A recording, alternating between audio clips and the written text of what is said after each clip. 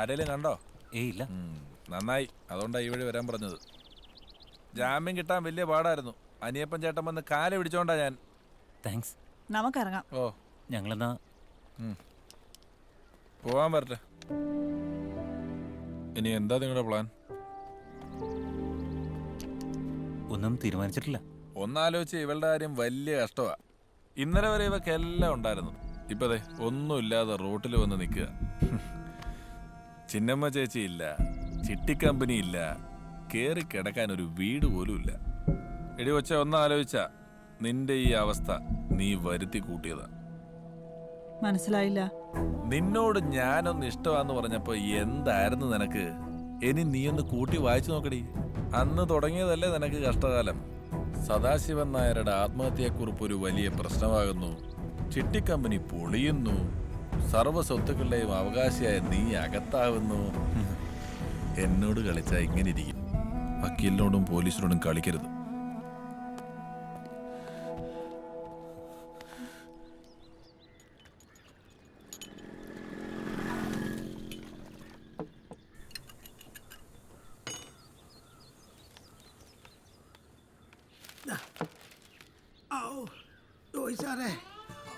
കഴിക്കാൻ എന്താ എടുക്കണ്ടേ? ജോയി സാറോ?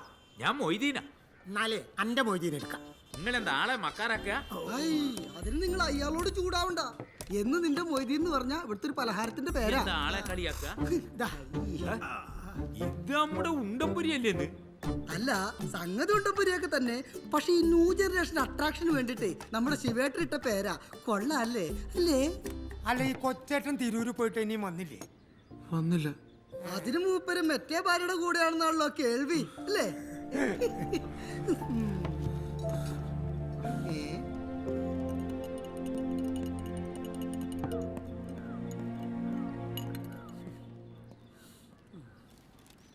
എന്തോ ഒരാൾക്കാരെ ചിരിപ്പിച്ച കലാകാരനാ.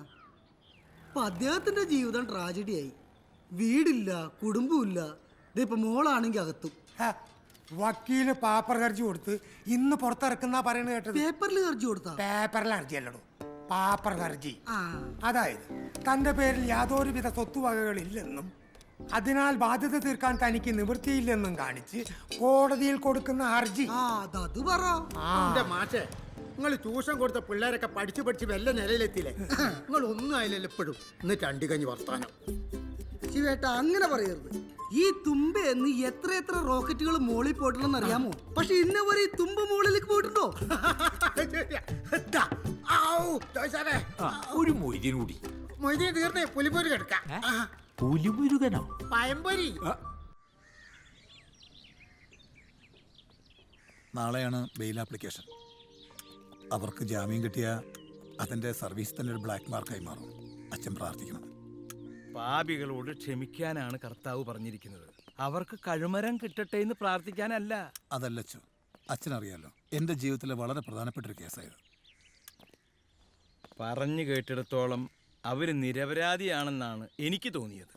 അല്ലച്ചോ, തെളിവുകളെല്ലാം അവർക്കെതിരാണ്. അവരുടെ ക്യാരക്ടർ വെച്ച് ഇത് അവർ തന്നെ ചെയ്തതാണ്. ശരി ശരി, നിനക്ക് അവരോടുള്ള വൈരാഗ്യം അവരെ തളയ്ക്കാനുള്ള ഒരു മുൻവിധിയാകരുത് എന്നാ ഞാൻ ഉദ്ദേശിച്ചത്. ഒരിക്കലും ഇല്ലച്ചോ. നമ്മുടെ നിയമം തെളിവുകളെ ആശ്രയിക്കുന്നു. മനുഷ്യൻ ദൈവത്തിൽ ആശ്രയിക്കണം. അല്ലെങ്കിൽ ദൈവത്തിൻ്റെ നിയമപുസ്തകത്തിൽ നമ്മൾ കുറ്റക്കാരായി തീരും. നിനക്ക് മനസ്സിലാവുന്നുണ്ടോ? അവസാനം കരയാനിടവരരുത്. അതാ ഞാൻ ഉദ്ദേശിച്ചത്. ഈശോ മിശിഹായ്ക്ക് സ്തുതിയായിരിക്കട്ടെ അച്ചോ. എപ്പോഴും സ്തുതിയായിരിക്കട്ടെ. മത്തായി, മോന്റെ കല്യാണക്കാരി എന്തായി? അത് നടക്കില്ല അച്ചോ. അതെന്താ? പെണ്ണിന് മാനയൊക്കെ 2 വയസ്സ് മൂപ്പ. അപ്പോ 2 വർഷം കഴിഞ്ഞിട്ട് നടത്തിയ പോരെ? അത് ഞാൻ ആലോചിച്ചില്ലല്ലോ. ശരിയാന്നല്ലോ.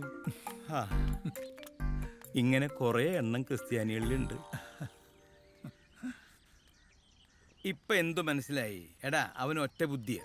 പക്ഷേ അറിവും വിദ്യാഭ്യാസവും ഉള്ള നീ ഒരിക്കലും മത്തായിയെ പോലെ ഒറ്റ ബുദ്ധി ആവരുത്. ഈശോയെ, ഞാൻ പോട്ടെ.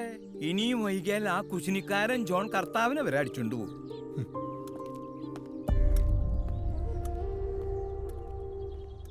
ഇന്ത്യൻ ശിക്ഷാ നിയമം 302 വകുപ്പ് അനുസരിച്ച് താങ്കൾ കുറ്റക്കാരനാണെന്ന് ഈ കോടതി കണ്ടെത്തിയിരിക്കുന്നു. ആയതിനാൽ താങ്കൾ ജീവപര്യന്തം തടവ് ശിക്ഷ അനുഭവിക്കുവാനും 10 ലക്ഷം രൂപ നഷ്ടപരിഹാരമായി നൽകുവാനും ഈ കോടതി ഉത്തരവാകുന്നു. നഷ്ടപരിഹാര തുക അടയ്ക്കാത്ത പക്ഷം 4 വർഷം കൂടി സാധാരണ തടവിനും ഈ കോടതി വിധിച്ചിരിക്കുന്നു.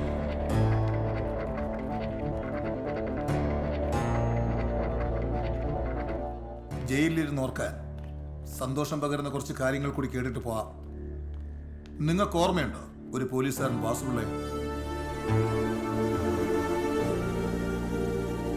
ആളുകൾ നോക്കി നിൽക്കേ ഒരു പെണ്ണിന്റെ കയ്യിൽ തല്ലി മേടിച്ച ദുഃഖത്തിൽ മനനൊന്ന് ആത്മഹത്യ ചെയ്ത ഒരു പാവം പോലീസുകാരൻ.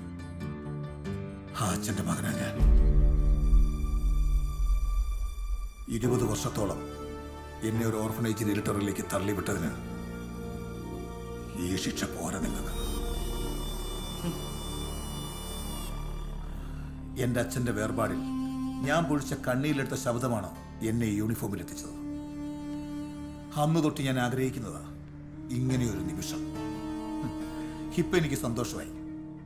അധികം മെനക്കെടുത്താതെ നിങ്ങളായിട്ട് തന്നെ ഇങ്ങനൊരു അവസരം ഉണ്ടാക്കി തന്നതിന്. കാണാം.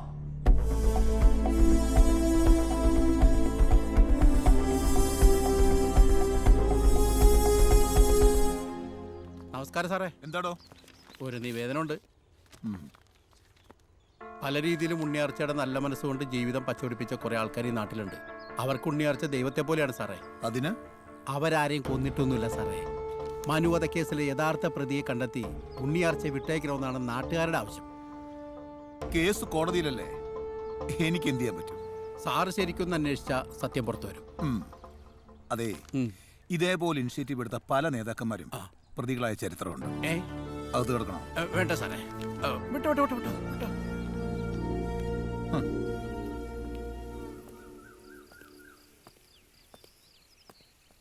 എൻ്റെ അച്ഛൻ്റെ ആത്മാവിന് സന്തോഷമായി കാണുമല്ലേ? അച്ഛൻ്റെ മുഖം എന്താ വല്ലാണ്ടിരിക്കണേ? ഇന്ന് ഞാൻ ജീവിതത്തിൽ ഏറ്റവും അധികം സന്തോഷിക്കുന്ന ദിവസമാണ്. നിന്റെ ഏറ്റവും വലിയ ശത്രുവിന് ശിക്ഷ വാങ്ങിച്ചു കൊടുത്ത ദിവസം അല്ലേ? ഞാൻ വിജയിച്ച ദിവസം. വാ, വണ്ടി എടുക്ക്. അനാഥാലയത്തിന് പണ്ടത്തെ പോലെ ആരും ഒന്നും തരുന്നില്ല.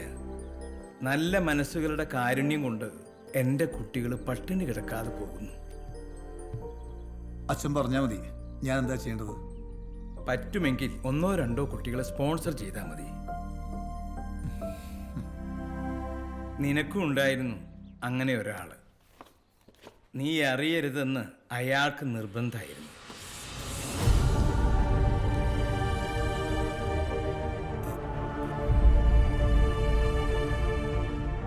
ഇവര്? നീ ഇത്ര നാള് നിഴലിനോടാണ് യുദ്ധം ചെയ്തത്. നീ കഴിച്ച ഭക്ഷണവും നീ പഠിച്ച പുസ്തകങ്ങളും എന്തിന്, നീ ഇടുന്ന പോലീസ് യൂണിഫോം വരെ അവരുടെ ദാനമാണ്. അന്ന് ഞാൻ പറഞ്ഞത് ഓർക്കുന്നുണ്ടോ നീ? അവസാനം കരയേണ്ടി വരുന്നു. നിനക്കറിയോ, ട്രാൻസ്ഫർ വാങ്ങി ആദ്യമായി നീ എൻ്റെ മുമ്പിൽ വന്ന ദിവസം നിന്നെ ആ വേഷത്തിലൊന്ന് കാണാൻ കൊതിച്ച് അവരും ഉണ്ടായിരുന്നു അവിടെ.